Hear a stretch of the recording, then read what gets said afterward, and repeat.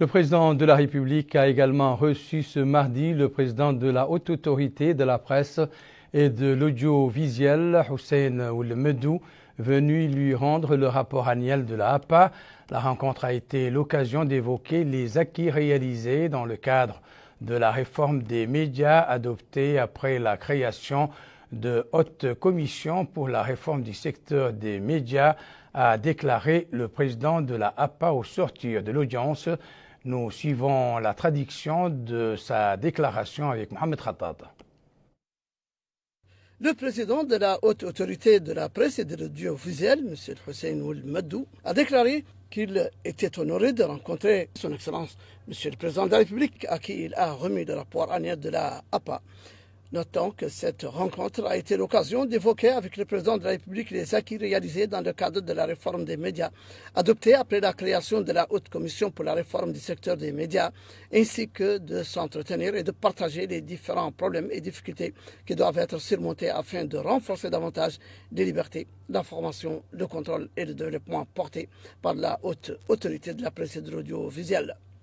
Le président de la APA a ajouté que le rapport de la Haute Autorité de la Presse et de l'Audiovisuel pour cette année comprenait plusieurs axes dont une partie est liée à la réforme des médias, notamment au niveau juridique après la révision de la loi réglementant la Haute Autorité de la Presse et de l'Audiovisuel d'une manière qui renforce la dimension représentative du secteur de la presse et de l'opposition. Ces réaménagements élargissent également les pouvoirs de l'autorité pour inclure la réglementation des médias numériques ainsi que la publication de la loi sur les journalistes professionnels, la révision de la loi sur la communication audiovisuelle et la publication du décret relatif aux services électroniques.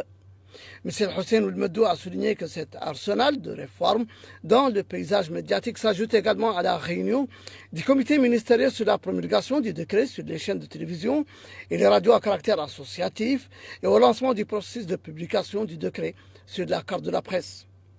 Il a ajouté que le rapport comportait un axe consacré spécifiquement à la gouvernance interne de la Haute Autorité de la Presse et de l'Audiovisuel, mettant en évidence les progrès réalisés dans l'institution par l'élargissement de ses compétences aux médias numériques, le début de la construction de son propre siège et dans le domaine de la promotion des libertés.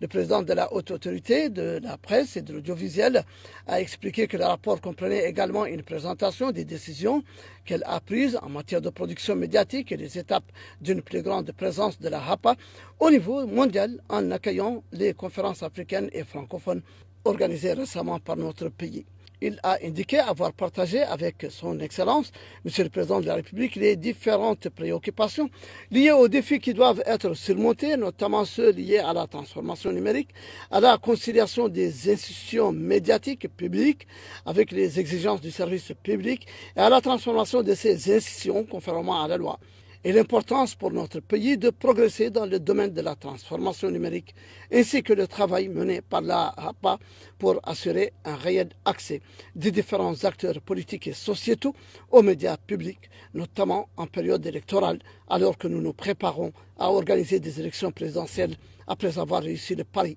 de l'organisation convenable des dernières élections municipales, législatives et régionales. Le président de la Haute Autorité de la Presse et de l'Audiovisuel a remercié son Excellence, M. le Président de la République, pour la grande attention qu'il porte à l'institution de régulation des médias en Mauritanie, qui soutient ses efforts pour promouvoir davantage les libertés, réformer le domaine de l'accès équitable aux médias pour les différents acteurs, promouvoir la formation des journalistes et œuvrer au développement d'une presse professionnelle diversifiée et de qualité dans notre pays, respectueuse de l'éthique professionnelle, assurant l'harmonie sociale et luttant contre les discours de haine et de la désinformation.